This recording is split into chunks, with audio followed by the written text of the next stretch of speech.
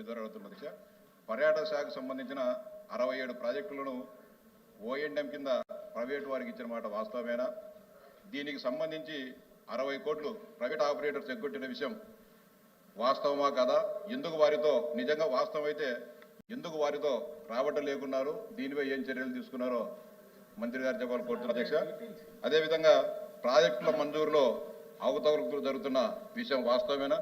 అంతేకాకుండా నేను అడిగిన ప్రశ్నలో రాష్ట్ర ప్రభుత్వ నిధులతో నిర్మించి ప్రైవేటు సంస్థలకు లేదా వ్యక్తులకు కేటాయించిన ప్రాజెక్టుల వివరాల గురించి కూడా సమగ్ర సమాచారాన్ని ఇవ్వాలని చెప్పి అడుగుతున్న అధ్యక్ష.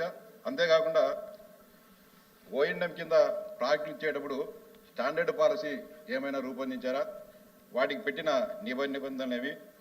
వీటిని బోర్డు నిర్ణయాలకు అనుగుణంగా చేశారా, లేక అధికారులు సొంతంగా నిర్ణయం తీసుకొని నియమాలు రూపొందించారా? అదేవిధంగా లైలా గ్రూపుకు 22 కోట్ల బకాయిలను రద్దు చేసిన విషయం వాస్తవమేనా? ఎందుకు రద్దు చేయాల్సి వచ్చింది? మళ్లీ రాబట్టమని బోర్డు తీసుకున్న నిర్ణయంపై ప్రభుత్వం ఏం చర్యలు తీసుకున్నది? సార్ ధన్యవాదాలు. మీరు బిల్లు సార్ 100 ప్రశ్నలు వేయకూడదండి.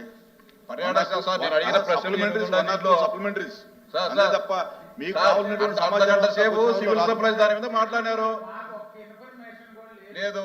సభ్యులు అడిగిన ఇన్ఫర్మేషన్ 19-20-24లో ఎన్ని ప్రాజెక్టులు లీజ్ అవుట్ చేశారు, కేంద్ర ప్రభుత్వ నిధులతో ఉన్న ఎన్ని లీజ్ అవుట్ చేశారు, రాష్ట్ర ప్రభుత్వం నిర్మించిన ఎన్ని లీజ్ అవుట్ చేశారు. ఎందుకంటే 1 ఇయర్ నుంచి ఆ డిపార్ట్మెంట్ నుంచి ఎవరు అడిగినా సమాధానం చెప్పే పరిస్థితి లేదు. మంత్రి గారు మంచోరే, మేము ఎప్పుడేం అడిగినా చెప్తారో. ఆ డిపార్ట్మెంట్ నుంచి ఒక చిన్న పేపర్ బయటకు రావటం లేదు 19-24 ఇన్ఫర్మేషన్ అడిగితే. అందుకని గౌరవ సభ్యులు అడిగిన దానికి ఈరోజు కూడా సర్క్యులేట్ చేయలేదు. ఏ ప్రాజెక్ట్ ఎవరికి ఇచ్చారు ఏంటి అనేది ఈరోజు కూడా సర్క్యులేట్ కాల.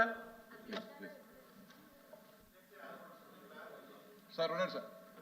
అదేవిధంగా రాష్ట్ర ప్రభుత్వం డబ్బులు ఖర్చు చేసి నిర్మాణాలు చేసి కూడా అటు సంస్థ నిర్వహించగా కొన్ని సుప్త చేతనావస్థలో ఉన్న ప్రాజెక్టుల వివరాలు ఎన్ని ఉన్నాయని చెప్పి మంత్రి గారికి కోరుతున్న అధ్యక్ష.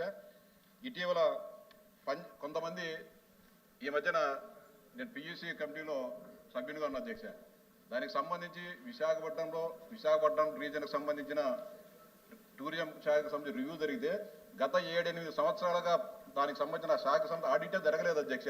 అంటే ఎంతమంది పనిచేస్తారో తెలియదు, ఏ ప్రాజెక్టు ఎవరికి ఇచ్చినారో తెలియదు, ఎవరు మేనేజర్గా ఉన్నారో ఎవరికి డబ్బులు ఇస్తున్నారో తెలియని దుస్థితి టూరిజం శాఖలో ఉంది అధ్యక్ష. అంతేకాకుండా అనేక మంది పని చేయకుండానే పేర్లు నమోదు చేసుకొని మంగంపేట ఏపీఎండిసి మైన్స్ ఉన్నాయి అధ్యక్ష, 3 మైన్స్. దాంట్లో కూడా 2019-24 మధ్య కాలంలో కొన్ని వందల మంది రాజకీయ నాయకుల పనిచేయడం, జీతాలు అటు తీసుకునే పరిస్థితి టూరిజం శాఖలో కూడా అనేక ప్రాంతాల్లో ఉందనే విషయం మా దృష్టికి వచ్చింది అధ్యక్ష. దానిపైన కూడా సమగ్ర దర్యాప్తు చేయాల్సిన అవసరం అధ్యక్ష. ప్రతి సంవత్సరం పర్యాటక శాఖకు వస్తున్న ఆదాయ వ్యయాలపై ఆడిట్ జరగని విషయం వాస్తవా కదా మంత్రి గారు తెలియజేయాలని చెప్పి విజ్ఞప్తి చేస్తాను అధ్యక్ష. అంతేకాకుండా ఈ కొత్త ప్రభుత్వం వచ్చిన తర్వాత పర్యాటక శాఖ అభివృద్ధి కోసం తీసుకుంటున్న చర్యలు ఏమని అడుగుతాను అధ్యక్ష. అంతేకాదు 2019-24 మధ్య కాలంలో విచ్చలవిడిగా ప్రైవేటు వారికి పర్యాటక అభివృద్ధి కోసం అని చెప్పి ఇవ్వడం జరిగింది. మంత్రి గారు ఇచ్చిన దాంట్లోనే Messrs MRKR constructions and industries private limited Peruru Tirupati దగ్గర ప్రాజెక్ట్ నాడు ఒక పక్క ప్రభుత్వం భూములను అలాగే వాళ్ళ ఎంతవరకు న్యాయం అధ్యక్ష? రాంభూపాల్ గారు కూర్చోవాలి ప్లీజ్. సార్ మీరు అర్ధగంట సేపు ఆ సభ్యులకు ఇచ్చేసి మళ్ళీ అనుమానం ఇచ్చేది కామెంట్ చేయొద్దు, కూర్చోండి please please please please please please.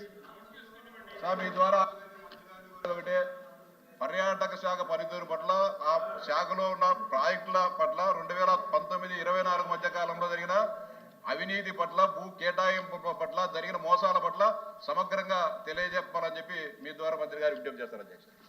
అన్ని కూడా రిటర్న్ గా డీటెయిల్స్ ఇవ్వండి అన్ని. ఓకే, చెప్పడానికి అంత టైం ఉండదండి, క్వశ్చన్ అవర్లో అంత టైం ఉండదు. ప్లీజ్ ఓన్లీ సిగ్నేటరీస్ అండి, సిగ్నేటరీస్. అమ్మా మాట్లాడతారా? ప్లీజ్ ప్లీజ్ వద్దండి, డిబేట్ అవ్వకండి. ఇంకెందుకు? గుడ్ మార్నింగ్ అధ్యక్ష. వద్దండి, డిబేట్ అవ్వకండి, వద్దండి వద్దండి. విషయం